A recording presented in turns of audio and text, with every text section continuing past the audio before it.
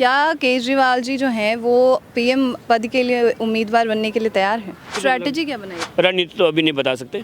जीतना ना जीतना, जिताना ना जिताना लोगों का काम है। पहले पास भी ना कोई व्यक्ति हो, लेकिन वो कहे वो हमारे जितने बड़े बड़े ऋषि मुनि हुए हैं उनके पास कोई डिग्रियाँ थोड़ी नहीं होती थी कि फर्जी डिग्री दिखाना गलत बात है। फर्जी डिग्री दिखाने का आपको मतलब क्या था? नहीं, कुछ बिगाड़ने नहीं, हम तो बनाने आए, बिगाड़ने तो नहीं। कि लोग समझ ही नहीं पाएंगे कि सच क्या है और झूठ क्या है। देखिए, ठीक टाइमिंग देखिए ना आप उस चीज़ की, क्यों तो ठीक मकान आज ही थोड़ी नहीं बना था, बना तो बहुत पहले बना था वो तो। नमस्कार, मेरा गांव, मेरा नेता, मेरा शहर, मेरा लीडर के इस खास प्रोग्राम में आपका बहुत स्वागत है और मैं आपके साथ प्रज्ञा झा। ज़्यादातर हम जानते हैं कि जो जितनी भी बड़ी बड़ी पार्टियां होती हैं उन सभी को एक बड़ी पार्टी के तौर पर उभारने में जो कार्यकर्ता होते हैं वो अपने खून और पसीने की मेहनत लगाते हैं और जितने भी बड़े बड़े चैनल्स हैं, चाहे नेशनल खबर ही हो, ज़्यादातर ये कोशिश करता है कि जो बड़े नेता हैं हम उन्हें आपसे इंट्रोड्यूस करें, उनसे आपको मुखातिब कराएं। लेकिन जो कार्यकर्ता उस पार्टी को आगे बढ़ाने में मेहनत करते हैं, आज हम ऐसे ही एक कार्यकर्ता से आपको मुखातिब कराने जा रहे हैं जो कि हिमाचल से आम आदमी पार्टी के से कार्यकर्ता हैं। मेरे साथ अभी जुड़े हुए हैं। सर, आपका मैं नाम जान सकती हूँ क्या? नाथूराम चौहान जी। नाथूराम चौहान जी, इनसे आज हम आम आदमी पार्टी के बारे में, इनके बारे में और कई ऐसी समस्याएं हैं जो कि ये हिमाचल से आते हैं, उन सारी चीज़ों के बारे में जानेंगे। सर, सबसे पहले आपको बहुत स्वागत है हमारे इस खास प्रोग्राम में। धन्यवाद, बहुत बहुत धन्यवाद। आप हिमाचल से आते हैं और हिमाचल में अभी जो है हाल ही में चुनाव हुए थे, चुनाव में कांग्रेस जीती है। इस पर आपका क्या कहना है कि आम आदमी पार्टी आखिर क्यों हिमाचल में नहीं जीत पाई? जीतने के लिए तो हम वैसे जीते हैं। मैंने पहले भी कहा था, जीतना मतलब वोटों परसेंटेज से जीतना, उसे जीतना नहीं कहते। मेरे दृष्टि से तो जीतना उसे कि आज भी अगर हम बात करें कांग्रेस या बीजेपी की, जो बड़ी पार्टी है हिमाचल प्रदेश में, उनके जो जीत गए कैंडिडेट वो इसलिए नहीं मिलते क्योंकि जीत गए हवा में ही है, और जो हार गए वो कूप भवन में चले गए, वो इसलिए नहीं मिलते क्योंकि हार गए हों। लेकिन आम आदमी का प्रत्येक कार्यकर्ता और प्रत्येक कैंडिडेट आज भी आपको समस्या उठाते हुए मिलेगा। 68 विधानसभा में आपको लोग मिलेंगे और 68 विधानसभा में हमारे कैंडिडेट और हमारे कार्यकर्ता बराबर लगे हुए, तो उसे मैं हार तो नहीं मानता, मैं उसे जीत मानता हूँ। मुझे बहुत बड़ी जीत होती है कि फर्स्ट टाइम चुनाव लड़ना, पहली बार चुनाव लड़ना, और उस पहाड़ जैसी ही समस्याएं वहाँ पर चुनाव लड़ना तो बहुत मुश्किल है। इन पार्टियों के खिलाफ जो नागनाथ और सांपनाथ है, जिन्होंने लोगों को डसा है, इनके खिलाफ चुनाव लड़ना बहुत मुश्किल होता है। तो मैं तो कहता हूँ जीतें, हारे तो है नहीं। और हारना तो तब होता है अगर कोई हौसला हारे, हौसला तो हारे नहीं, हौसला तो हमारा बड़ा है, कई गुना और बड़ा है चुनाव के बाद में। विधानसभा की बात कर रहे हैं, हिमाचल में जो विधानसभा है, आपके यहाँ टूरिज़्म का बहुत ज़्यादा जो है स्कोप है, तो आप टूरिज़्म को क्यों नहीं बढ़ावा देते वहाँ पे? हाँ, ये बात अक्सर मैं भाजपा और कांग्रेस वाले पूछता हूँ कि जो उनकी सरकारें रही हैं, कई बार हमने कहा कि टूरिज़्म होना चाहिए, और बहुत सारी चीज़ें, बहुत सारा टूरिज़्म वहाँ पर ऐसे भी होना चाहिए कि आपको मैं बताना चाहूँगा, क्योंकि आप ठीक है, आप लोगों ने वो माहौल नहीं देखा तो भौगोलिक प्रेस, लेकिन मैंने देखा है वहाँ पर 600, 700 साल पुराने, 800, 1000 साल पुराने मकान भी आपको मिलेंगे और लकड़ी के बने हुए हैं। उसकी कलाकारी इतनी शानदार होती है कि उसका भूकंप भी कुछ नहीं बिगाड़ सकता। और मैं तो ये कहता हूँ कि हमने रखा भी था कि अगर हमारी सरकार आती है तो हमारे जो पुराने मकान हैं, जिनको लोग आज गिरा रहे हैं, जिनका अनदेखी हो रही है, मैं तो कहता हूँ कि उन मकानों में तो टूरिस्ट लोग आएंगे बाहर से, वो देखने आएंगे कि कैसे मकान हैं जो गर्मियों में ठंडे होते हैं और सर्दियों में गर्म होते हैं। वो प्राकृतिक रूप से उसके अंदर एक वातावरण उसमें रहता है और भूकंप रोधी है। आज जापान लोग बोले जापान टेक्नोलॉजी के आगे फेल है। मैं ये तो निवेदन देश के प्रधानमंत्री से भी करना चाहूँगा कि आपने ठीक है, आपने हिमाचल के पद्मश्री, हिमाचल के 2 व्यक्ति को पद्मश्री दिया, उत्तराखंड के भी 2 लोगों को दिया है, पर उनको दिया जो या तो नाचते हैं, गाते हैं, या वो गीत लिखते हैं या गुनगुनाते हैं। मुझे लगता है कि अगर आपने ऐसे व्यक्तियों को मोदी जी ने इसमें देखा नहीं, कहते जरूर मैं हिमाचल गया, मैं हिमाचल, मुझे नहीं पता इन्होंने कौन से हिमाचल देखा।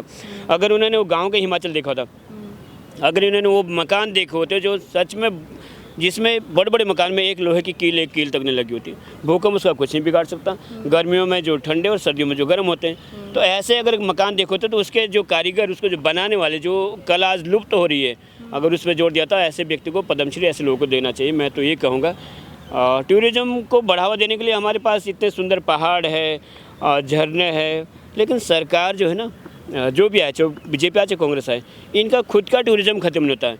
इनकी मैडम, इनके बच्चे, इनके पियन तक, इनके जो अधिकारी, वो टूरिज्म सरकारी गाड़ी को दुरुपयोग करते हैं, उपयोग नहीं करते, दुरुपयोग करते हैं। पिछली सरकार थी तो एक उनकी मैडम शिमला से और कहीं पंचकुला तरफ आते थे लिपस्टिक और पाउडर लगवाने मुंह पे, मतलब मेकअप करवाने के लिए, वो भी सरकारी गाड़ी में। उनका जो पर्स छूटा वहाँ पर, तब पता लगे कि किस का पर्स है, और बड़ा इशू बना था हिमाचल प्रदेश में। सर, आपको नहीं लगता कि मतलब जो हॉस्पिटल्स हैं, डैम्स हैं, टूरिज्म है, एक बड़ा मुद्दा है, आप इन सब पे क्यों नहीं ध्यान देते? आपकी सरकार ज़्यादातर ये आरोप लगता है कि जो आम आदमी पार्टी है वो फ्री की चीज़ों पे ज़्यादा ध्यान देती है, कि जनता को फ्री की चीज़ें दी जाए, लुभाया जाए और उसके बाद वोट बैंक लिया जाए। तो आपको ये नहीं लगता कि वहाँ पे इन सब चीज़ों पे ज़्यादा ध्यान देना चाहिए? हाँ, हम लोग तो सरकार में नहीं है, सरकार मतलब ज़रूर करते हैं। और जहाँ तक आप ये जो आपने कहा, ये मैं इशू वहाँ बराबर उठाता रहता हूँ रोज़। कभी मैं धरना प्रदर्शन करता हूँ, कभी कुछ करता हूँ, कभी कभी पीछे एक हफ्ता मैंने धरना प्रदर्शन चला रहा। इसको लेकर कि ये डैम था, एक छोटा सा पुल था, उसके ऊपर लगभग 1.25 करोड़ रुपये खा लिया सरकार ने उसको रिपेयरिंग नाम पे। अब देखिए 20 लाख रुपये में पुल बनता है और 1.5 करोड़ रुपये उसके ऊपर रिपेयरिंग में खर्चा होता है। तो इस तरह की सरकारें वहाँ पर है। जहाँ तक आपकी फ्री की बात की है आपने, तो आम आदमी पार्टी फ्री में नहीं देती है, बल्कि फ्री हम लोग कुछ भी नहीं देते, हमारा फ्री कुछ होता ही नहीं। उससे बोलते हैं सोशल सिक्योरिटी।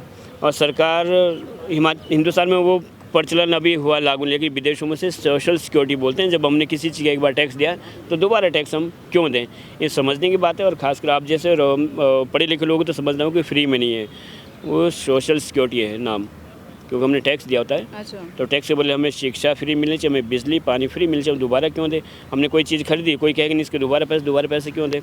हमसे जो टैक्स के रूप में पैसे वसूल किए जाते हैं, किस लिए वसूल किए जाते हैं? इसीलिए वसूल करते हैं कि हमें बिजली मिले फ्री, पानी मिले, स्वास्थ्य सुविधा में फ्री मिले, शिक्षा फ्री मिले, अच्छी सड़कें मिले और अच्छा प्रशासन मिले।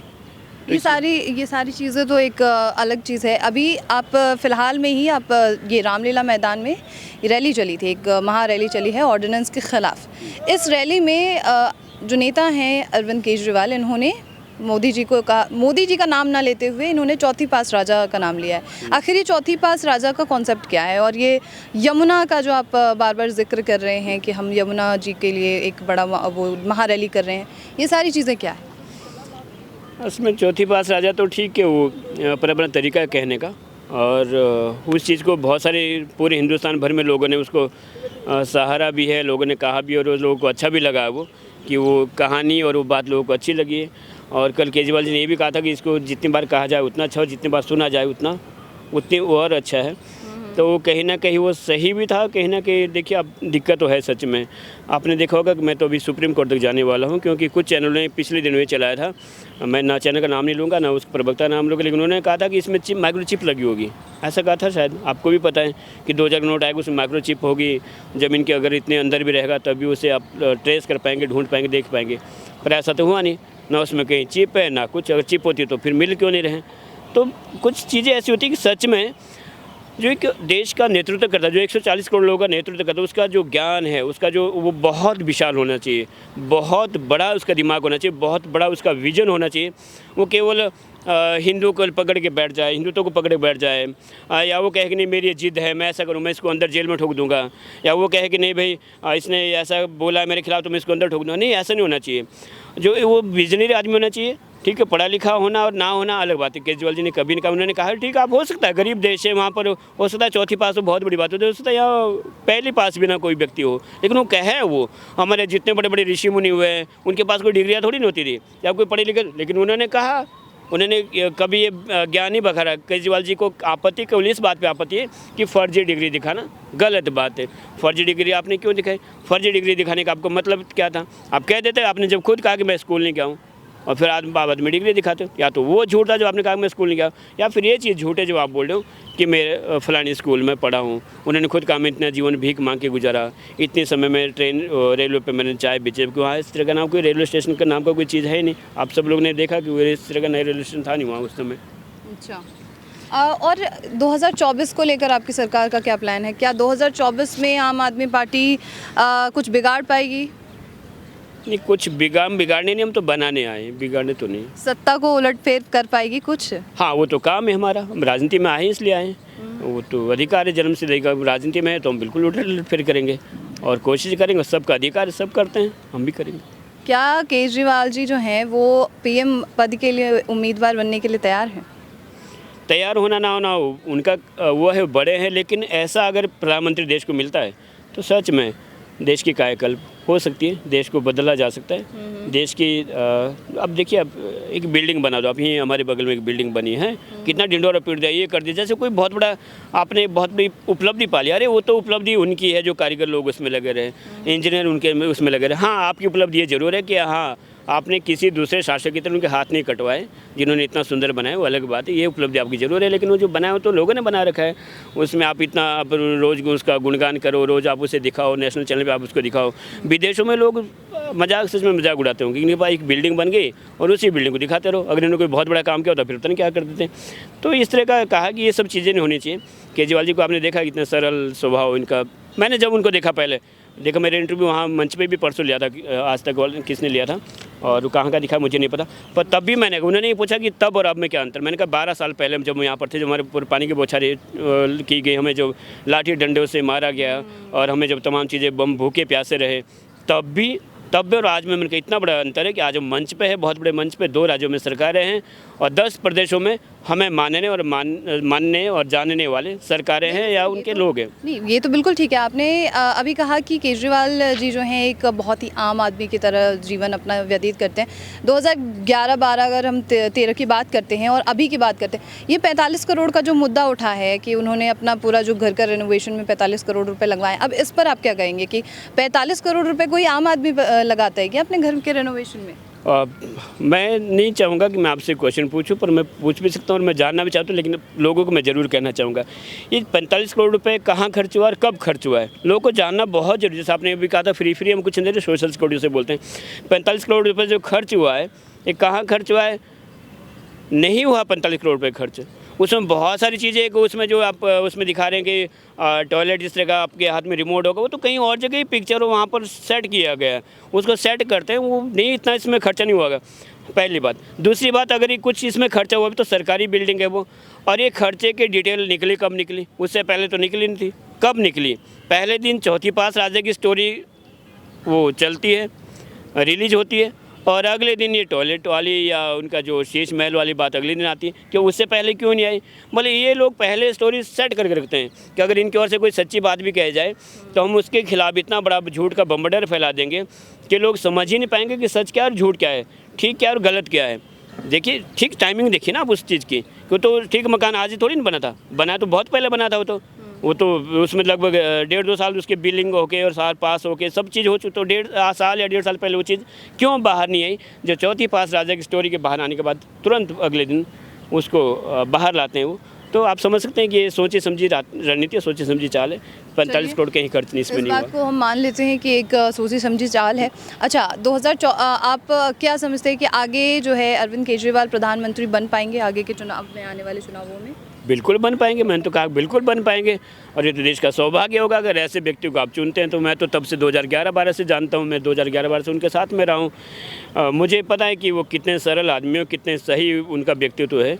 लोग कहने के लिए तो बहुत कुछ, लोग हमारे बारे में पता नहीं क्या क्या लोग कहते हो, कह सकते हैं, लोग आज़ाद है, स्वतंत्र अधिकार है उनका, लोकतंत्र ही की तो खूबसूरती है लोकतंत्र की, तो खासियत है लोकतंत्र का। आप कुछ भी कह दो, किसी के बारे में कह सकते हो। हाँ, आप किसी को गाली ना दो, किसी का मजाक न उड़ाओ, भद्दा मजाक न उड़ाओ, लेकिन हाँ ठीक है, आप इतना कह दो कि फलाना है, ढिमकाना है, ये तो वो हल्का सा चलता है राजनीति में, और ये राजनीति की खूबसूरती भी है, हमें बुरा नहीं मानना चाहिए। अगर केजरीवाल जी जैसे प्रधानमंत्री बनते हैं, सच में देश की कायाकल्प हो जाएगी। आप मान सकते हैं कि दिल्ली में 8 साल हो गए, एक पीएन तक को ट्रांसफ़र करने की पावर मुख्यमंत्री के पास नहीं है, पीएन तक को लगाने की पावर नहीं। उसके बाद भी देखिए, आप दिल्ली को देखिए, तो आप तो रहते हैं यहाँ पर और तमाम सारे लोग रहते हैं, तो 3-3 बार जीतना तो रिकॉर्ड है अपना। इस बार एमसीडी में देखिए सबके बोलती बंद कर दी। तो अगर हम गलत होते, आम आदमी पार्टी गलत होती, केजरीवाल जी गलत होते, तो शायद ये सब नहीं होता जो हम सबके सामने हो रहा है। आखिरी सवाल मेरा होगा आपसे कि एक कार्यकर्ता के लिए क्या क्या मुसीबतें होती हैं एक पार्टी को, एक महापार्टी, एक बड़ी पार्टी बनाने में? वो सब में होता है, जो भी पार्टी आती है उस सब में होता है, और खासकर आम आदमी पार्टी में तो है ही कि हम लोग को गाइडलाइन ही बहुत अलग तरह दी होती है कि हम लोग राजनीति नहीं करते, सीधी सी बात है, ना हम लोग नेता है, हम लोग तो कार्यकर्ता और हम लोग समाज सेवी है। परसों भी जब वहाँ मंच पे थे, लोग कह रहे कि आप पद बताएं, मेरे का पद हमारे पास होता ही नहीं, हम तो समाज सेवी है, और सॉरी हम तो सोशल वर्कर है पार्टी के। और हमारे तो जो मुखिया है, जो अरविंद केजरीवाल जो खुद बोलते हैं कि मैं तो स्वयं सेवक हूँ, मैं कोई पार्टी का हेड, तो ठीक ड्यूटी दी गई, जिम्मेदारी दी गई, वो निभानी पड़ती है, निभाते भी हैं, सभी कार्यकर्ता बखूबी निभाते हैं। पर इसमें जो मेहनत लगती है, आप देखिएगा, हमने कहा कि 2011-12 जो पानी की बौछारें झेली, वहाँ से लेकर आज यहाँ तक आने तक भी तो किसी से छुपा नहीं है। मुख्यमंत्री बनने के बाद भी रोड पे आना होता था अपने अधिकार मांगने के लिए। अभी 8 साल हम लोग सुप्रीम कोर्ट में लड़िए कि हमें हमारे अधिकार दिया जाए, मुख्यमंत्री को जो चुनी हुई सरकार उसे एक पावर दी जाए, कम से कम पीएन को रख तो सके, कम से कम पीएन को हटा तो सके, पर इतनी भी पावर नहीं है। आप देखिए जो पूरे हिंदुस्तान में जो यूटी जो स्टेट है ना, तो वहाँ पर उनकी अपनी खुद की विधानसभा नहीं होती। ये लोग ये समझने का विषय, उनकी अब खुद की विधानसभा नहीं होती है, उनका खुद का मुख्यमंत्री भी नहीं होता है। वहाँ चुनाव होते हैं और राज्यपाल ही उनका होली सोली होता है, राज्यपाल ही उनका इंचार्ज है। आजकल जम्मू कश्मीर में या जो लद्दाख में जो राज्यपाल उनका है, पर क्योंकि दिल्ली में चुनी हुई विधानसभा है, यहाँ का चुना हुआ मुख्यमंत्री होता है। तो वहाँ जो सुप्रीम कोर्ट ने तो कहा, सुप्रीम कोर्ट ने 5 जजों की एक जजमेंट जो आई, 5 जजों ने एक जजमेंट दी, वो पढ़े लिखे जज हैं। उन्होंने कहा कि भाई जब आप या तो सरकारी आप हटा दो, क्या कोई मुखिया नहीं होगा या कोई मुख्यमंत्री नहीं बना, तो संविधान ऐसा और हो सकता है लाए भी ये, क्योंकि उन्हें इतना डर है आम आदमी पार्टी से, इतना डर है केजरीवाल जी की, हो सकता है ये भी लाए कि जैसे चंडीगढ़ में केंद्र शासित है, वो चंडीगढ़ का खुद का कोई मुख्यमंत्री नहीं होता, ठीक है, पंजाब का हरियाणा का मुख्यमंत्री नहीं, चंडीगढ़ में कोई नहीं, यूटी स्टेट है वो, या तो हो सकता है दिल्ली के साथ भी ऐसा कर दें बहुत जल्दी। पर जहाँ पर जब व्यक्ति चुना गया है उसकी कोई इसको चुनने के साथ उससे पावर आती है, शक्ति आती है, लेकिन वो चुनने के बाद भी नहीं दी जाती। उसके बाद भी आप दिल्ली देखिए, दिल्ली आगे बढ़ता जा रहा है बराबर, इतने सारे स्कूल, इतने सारे हॉस्पिटल, इतने शानदार चीज़ें खोल दिए। तो मुझे लगता है अगर ऐसा देश का प्रधानमंत्री बनता है तो सौभाग्य होगा। हरियाणा में हाल ही में चुनाव होने वाले हैं, क्या हरियाणा में आम आदमी पार्टी जीत पाएगी? जीतना ना जीतना, जिताना लोगों का काम है। हमारा काम है लोगों के बीच जाना, और हम डोर टू डोर लोगों के बीच जाते हैं। हम डोर टू डोर कैंपेन करते हैं। शिमला में भी एमसी चुनाते हैं, जिसका मैं इंचार्ज भी। स्ट्रैटेजी क्या बनाई है आपने जीतने की? रणनीति तो अभी नहीं बता सकते, पर हमारा सबसे बड़ा हथियार है डोर टू डोर, और सभी चुनाव में हमारी ये रहता है और लोगों के बीच में जाके उनको पूछना कि आपको क्या क्या चीज़ें, क्या क्या गारंटी, जो हम गारंटियाँ देते हैं, भले वो गारंटियाँ कांग्रेस ने चुरा ली है, कांग्रेस में हमारी चीज़ों को गारंटी बोलती है पंजाब में हारने के बाद, पर ठीक है, नकली और असली का लोगों को पता है कि नकली कौन है, असली कौन है। इसलिए उन्हें पता है कि आम आदमी पार्टी ने जो शुरुआत की थी, आज भले वो नकल बीजेपी भी कर रही है, वो नकल आज कांग्रेस भी कर रही है। यहाँ तक हिमाचल प्रदेश जहाँ से मैं आता हूँ, वहाँ कहते हैं नहीं फ्री फ्री फ्री, पर जयराम जी ने या जयराम सरकार ने या बीजेपी सरकार ने जाते जाते 125 यूनिट बिजली फ्री, महिलाओं को आधा किराया, तो उनसे फ्री नहीं बोलते क्या? और जो उनके बड़े बड़े रसूखदार जो कंपनी के ऑनर जो थे, जिन्होंने करोड़ों रुपए उनके माफ़ कर दिए, तो कल भी कहा था केजरीवाल जी ने कि हम तो 2-2 4-4 रेवड़े, तुमने पूरा रेवड़ा पकड़ा दिया। यही हाल हिमाचल प्रदेश में भी है। अगर हम गरीबों को हम कहते हैं हम ये चीज़ फ्री देंगे, उनको तकलीफ होती है, लेकिन अमीरों के लिए बड़े बड़े जो होटल होते हैं वो सरकारी होते हैं, लेकिन गरीबों को, अमीरों के लिए, उनके जो दोस्त होते हैं मुख्यमंत्री के लिए फ्री देते हैं, लीज पे देते हैं, 1 रुपये लीज, कितने साल के लिए? 99 साल के, 99 साल के लिए। बहुत बड़ा एक आप एरिया, क्योंकि हिमाचल में ज़मीन की शॉर्टेज है, और कितने साल के लिए? 99 साल के लिए। कितने रुपए पे? 1 रुपये पे, 10 रुपये पे, ये सब रहता है। तो यही चीज़ें हैं जिन्हें बदलना होगा, जिन्हें चेंज करना होगा। बहुत शुक्रिया सर। धन्यवाद, धन्यवाद। तो ये थे आम आदमी पार्टी के वो कार्यकर्ता जिनसे अभी हमने कई सवाल पूछे हैं 2024 को लेकर, और आने वाले जो चुनाव हैं हरियाणा के चुनाव, उसको लेकर भी सवाल पूछे हैं, और भी तमाम सवाल पूछे हैं कि आखिर ये चौथी पास राजा का कॉन्सेप्ट क्या है। और ऐसे ही हमारे पास कई नेता हैं जिनसे हम आपको मुखातिब कराने वाले हैं। अगर आप भी चाहते हैं कि हम आपको जनता से मुखातिब कराएं, तो आप नेशनल खबर से कांटेक्ट कीजिए, जिससे कि आपकी बात जनता तक पहुंच सके। ऐसे ही और इंटरव्यू के लिए नेशनल खबर के साथ बने रहें।